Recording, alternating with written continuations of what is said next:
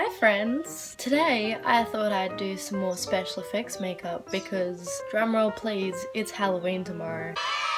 It is currently the 30th of October. It's a beautiful overcast Wednesday and the birds are chirping and the birds are awake, so if you hear that all through this video, not my problem.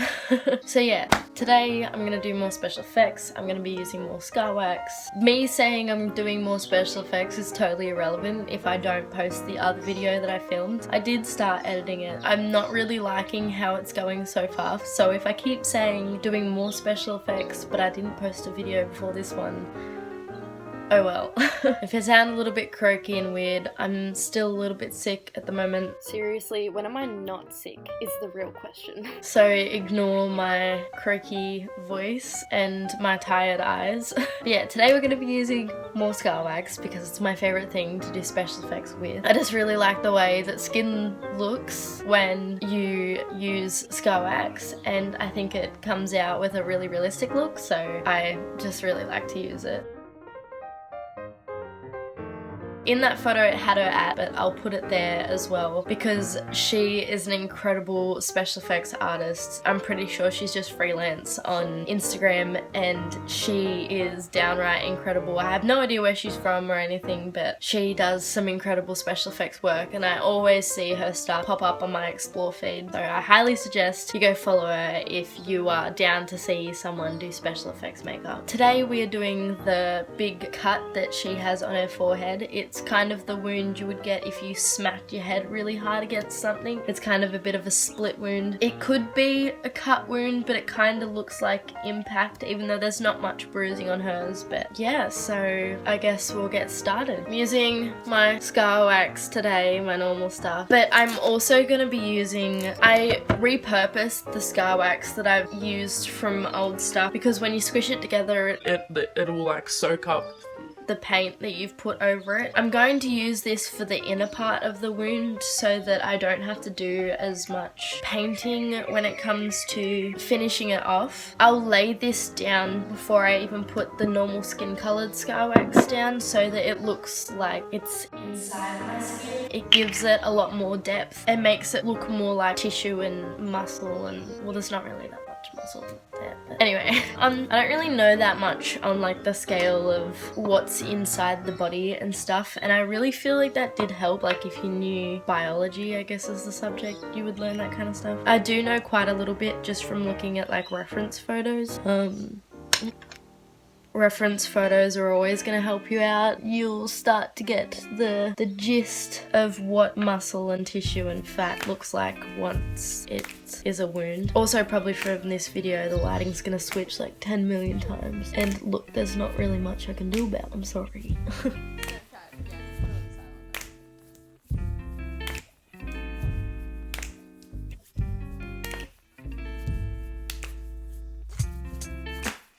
I think the other thing I like about special effects is that you can be a bit messy with it because, you know, wounds aren't perfect, if that makes sense. You do kind of have to be perfect in a way to make it look realistic, but you can kind of just around and do whatever you want, really. This is probably too dark for muscle texture, but it won't look unrealistic. Okay, now I'm just gonna add some texture. And I'm continuing to just put some Vaseline on my fingers just to help me smooth out what I've just done.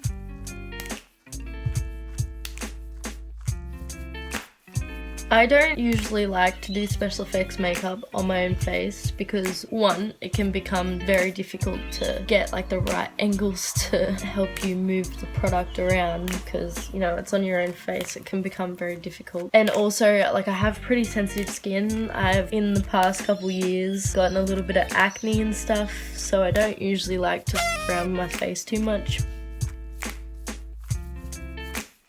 So what I usually do is I make the indents and then I put more Vaseline on my fingers and then just run over it and just keep doing that until I'm happy with the texture that I've got. Kinda happy with that. I can always go back and add more texture once I put the other scar wax on, but okay, so now I'm just doing like little flat panels. Stick those along the edges.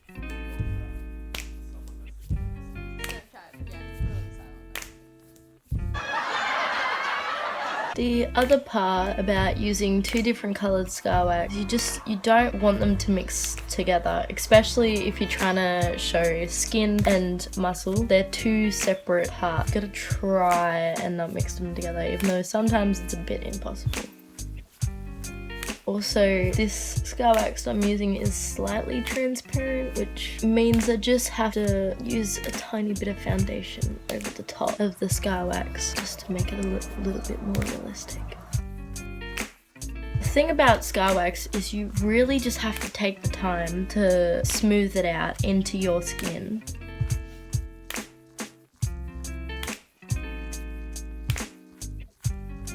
So you can already see the wound coming together now.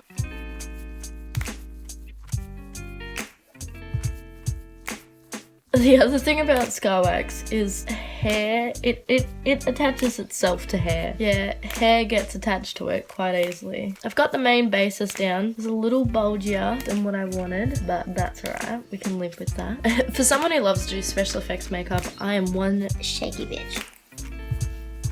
Just trying to make the edges look a little bit more realistic because they don't really quite look like a wound right now. So I'm just roughing up the edges a little bit, making it look like broken skin.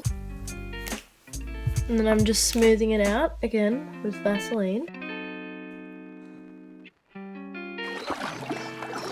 I'm just gonna put a tiny bit of redness on it. Just putting a little bit of lip gloss on my fingers and then just running some pink over it before I put down the foundation, because the scar wax lacks color. I always find if I put like a little bit of red down before I put the foundation down, it helps give the scar wax the right color. So I'm just using this lip gloss I bought from Kmart, and I'm just grabbing the brush, putting a little bit on my fingers, rubbing it in between so it's a real thin layer, and then just rubbing it over the top. Not going heaps heavy, but making sure I put down enough. I even put a little bit on my normal skin.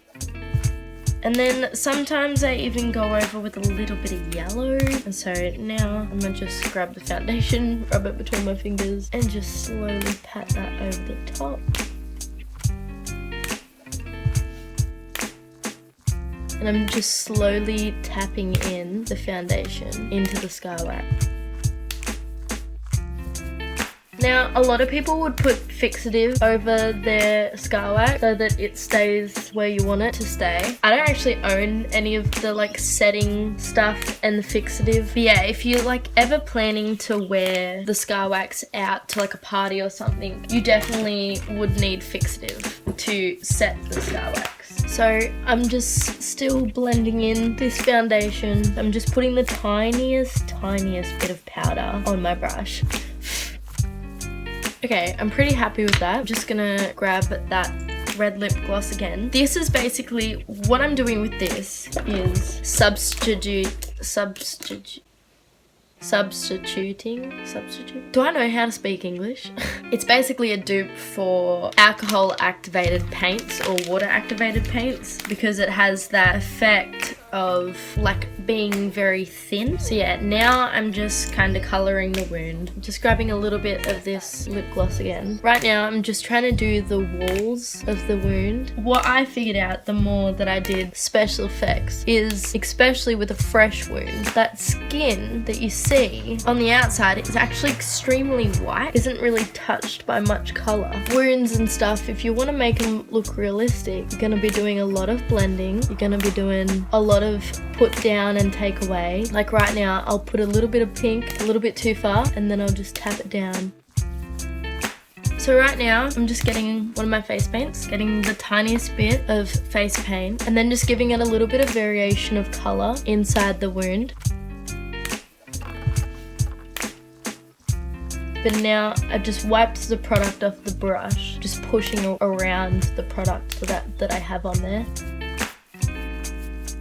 Now I'm going to go in with a little bit of lip gloss. This is something that has helped me make wounds look heaps more realistic, is lip gloss. The problem I've found with using some glosses though, and it's the same with Vaseline, is it can make the fake blood that you use, it can make it bead up and not run. Okay, now for the fun part, the fake blood. I love when I get to the fake blood part, I get so excited. I just have the Ben Nye fake blood, like always. I have the dark blood.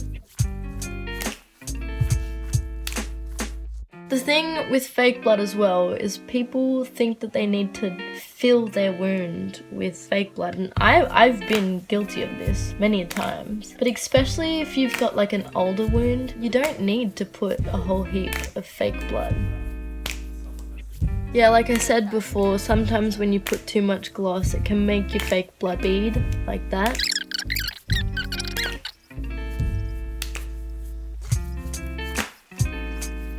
Okay, and I think I'm done. Yeah, this is the finished look. I'll put some photos and stuff.